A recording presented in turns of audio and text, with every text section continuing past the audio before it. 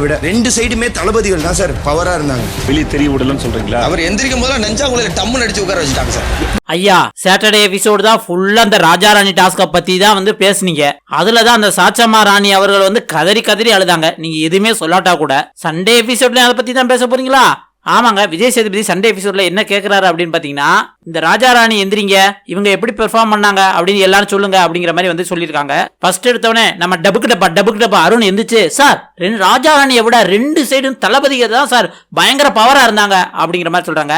அடுத்து முத்துக்குமார் என்ன சொல்றாரு அப்படின்னு பாத்தீங்கன்னா, சிம்மாசனத்துல ஒரு கம்மா போட்டு ஒட்டிட்டாங்க போலுக்க, அதனாலேயே ராஜா சுத்தமா எந்திக்கவே இல்லை அப்படிங்கிற மாதிரி சொல்றாங்க. அதுக்கப்புறம் விஜய் சேதுபதி முத்துட்ட என்ன கேட்கிறாரு அப்படின்னம்னா, தளபதியும் ராஜகுருவும் ஓவர் ஷேடோ பண்ணிட்டாங்களோ ராஜாவை அப்படிங்கிற மாதிரி வந்து கேட்டாரு.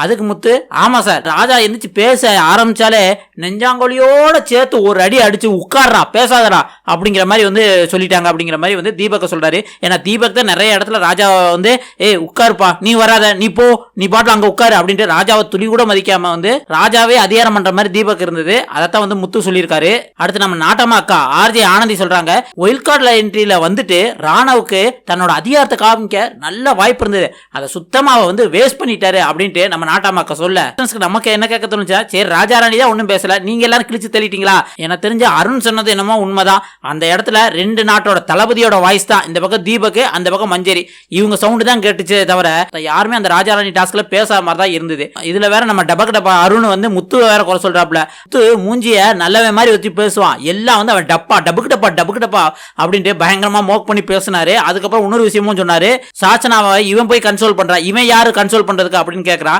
அருண் எப்பயுமே இப்படித்தான், பாதி தெரிஞ்சு பாதி தெரியாம தான் பேசுவாரு. முத்துவ சாச்சனா தான் கூப்பிட்டு, அண்ணா நான் அவங்ககிட்ட பேசணும் அப்படின்னு அவங்க தான் அழுதுட்டு பேசினாங்க. இது கூட தெரியாம அருண் அந்த கதறான். இது இல்லாம இன்னைக்கு வேற என்ன நியூஸ் நடக்கும் அப்படின்னா, எல்லாத்துக்கும் ஹாப்பியான நியூஸ், அந்த வீட்டுக்கு நடுவில் ஒரு கோடு போட்டிருக்காங்களே அதை தூக்கிட்டாங்களாம். இனிமேல் ஒரே வீடாமா, பழைய சீசன்லாம் இருந்தது இல்ல அது மாதிரி ஒரே வீடாமா, இனிமேல் நீங்க எப்படி வேணும் நடந்துக்கோங்க, இதுக்கு மேல எங்களால தாக்கு பிடிக்க முடியாடா அப்படின்ட்டு பிக் பாஸ் டீமே கதறி ஒரே ஹவுஸ் ஆக்கிட்டாங்களாங்க. இனிமேலாவது கேம் இன்ட்ரெஸ்டா போகுமா அப்படின்னு நம்ம எதிர்பார்க்கலாம். இதை பத்தி நீங்க என்ன நினைக்கிறீங்க அப்படிங்கறத மறக்காம கமெண்ட்ல சொல்லுங்க.